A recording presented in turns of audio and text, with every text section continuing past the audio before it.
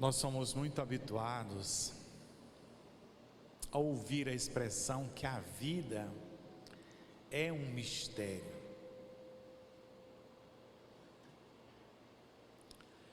Esses dias eu estava acompanhando, não sei se foi uma reportagem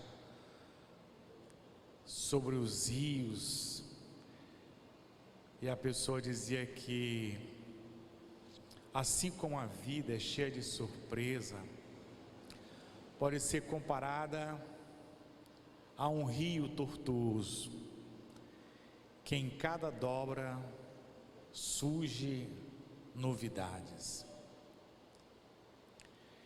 Se a gente fala que a vida é um mistério, eu não sei nem aquilo que vai acontecer daqui a alguns minutos.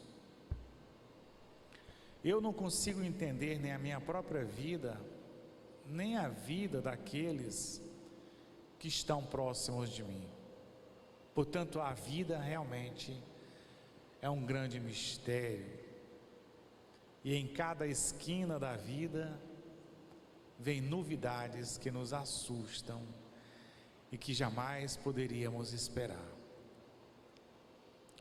Se nós chegamos a essa realidade que a vida é um mistério, imaginem daquele que criou o céu e a terra e que criou a nossa própria vida, o Criador de tudo.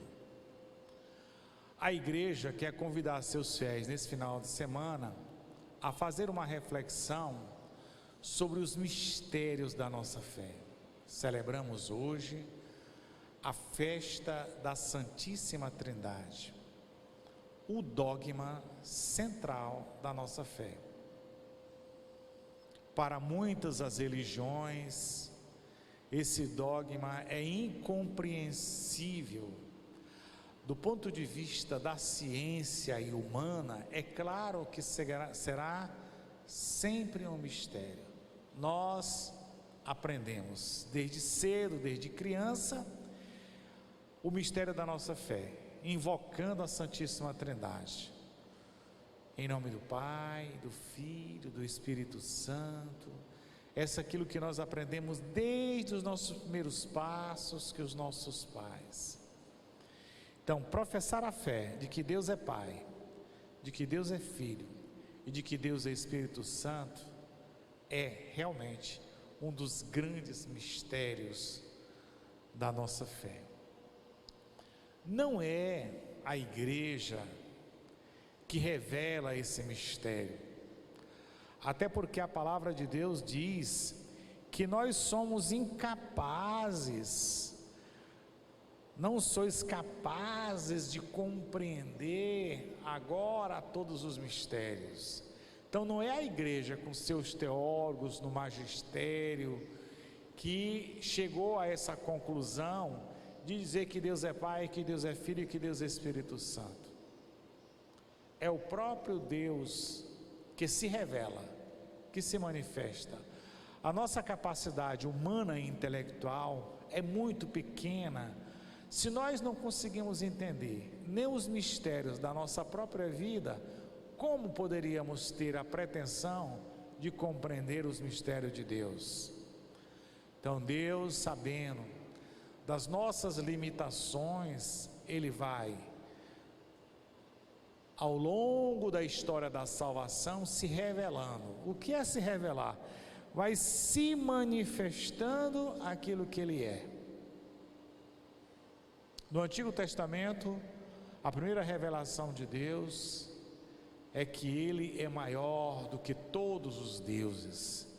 Se você vai olhar no Antigo Testamento, nós vamos encontrar essa revelação, que Deus é maior do que os deuses.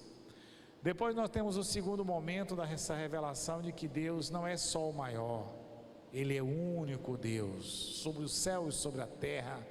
Ele que criou o céu e a terra, e criou a humanidade, e criou a vida. Mas esse Deus que vive, como diz o livro da sabedoria, pairando sobre a humanidade, tem uma promessa: eu vou enviar o meu Filho. Jesus faz uma grande revelação quando ele fala do Pai. Eu e o Pai, nós somos um. Quem me viu, viu o Pai. Jesus disse: eu vou enviar o meu Espírito. Ide por todo o mundo e batizai-os em nome do Pai, do Filho e do Espírito Santo. Portanto, nós estamos diante desse mistério. Existe um grande teólogo latino-americano, especificamente brasileiro, que escreveu um livro sobre a Santíssima Trindade, e ele diz o seguinte, que nós precisamos estudar, nos aprofundar, até porque se tudo que aparecer na nossa frente nós não tivermos a capacidade de averiguar, isso chama-se preguiça intelectual. Mas nós temos que reconhecer que diante dos mistérios de Deus, nós não temos explicações. Diante dos mistérios de Deus, a única coisa que nós podemos fazer, completa Ele, é dobrar o nosso joelho e adorar, e reconhecer a nossa pequenez. Veja que o mesmo pensamento, eu não consigo explicar os mistérios da minha própria vida, eu não consigo explicar os mistérios da vida do irmão, olhando o universo, como tudo funciona, quem sou eu para ter explicações?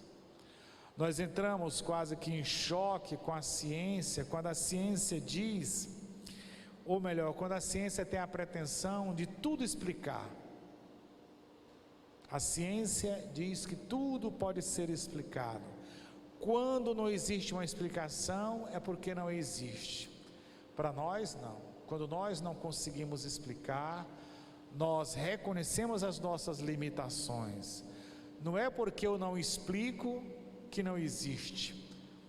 Existe um famoso filósofo chamado John Locke, em inglês, que era meio doido da cabeça. Ele dizia que para que uma coisa possa existir, eu posso ter a sensação de toque, eu preciso tocar. Se eu não tocar e não sentir, ele não existe. Este não é o nosso pensamento, este não é a revelação dos mistérios de Deus.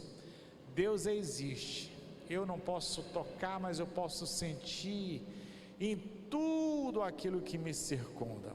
Portanto, hoje, ao celebrar a festa da Santíssima Trindade, não é um convite a explicações, a encontrar palavras, mas era o momento em que o homem reconhece o quanto ele é pequeno, o quanto ele é limitado, o quanto Deus é grande, e que eu não consigo explicar os mistérios de Deus. Eu não consigo me explicar os rios tortuosos da vida, em cada dobra. Imagine se eu vou explicar os mistérios de Deus. Senhor, faça-se em mim segundo a tua palavra. Quem sou eu para explicar?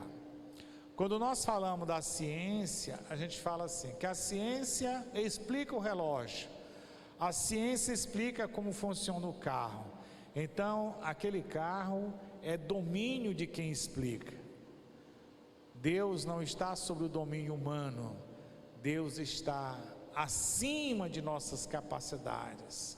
Portanto, Deus não é para se explicar, mas Deus é para se sentir, e principalmente esse mistério que nos foi revelado, que Deus é Pai, que Deus é Filho e que Deus é Espírito Santo. Em nossas orações, toda vez que nós dirigimos ao Senhor Jesus, ao Deus Pai Criador e ao Espírito Santo, estamos nos revelando, estamos nos expressando, estamos nos relacionando exatamente com esse mistério, porque o próprio Jesus diz, aquele que viu o Pai, aquele que me viu, viu o Pai, aquele que ora ao Pai, ora à Santíssima Trindade.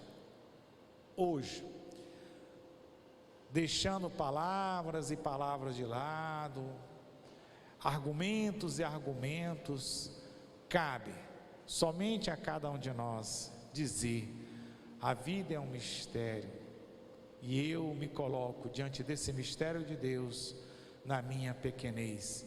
Quem sou eu diante da grandiosidade de Deus? A mim cabe somente adorar, pedir ao Senhor que me ilumine, que me guie os meus passos. Em nome do Pai, do Filho e do Espírito Santo.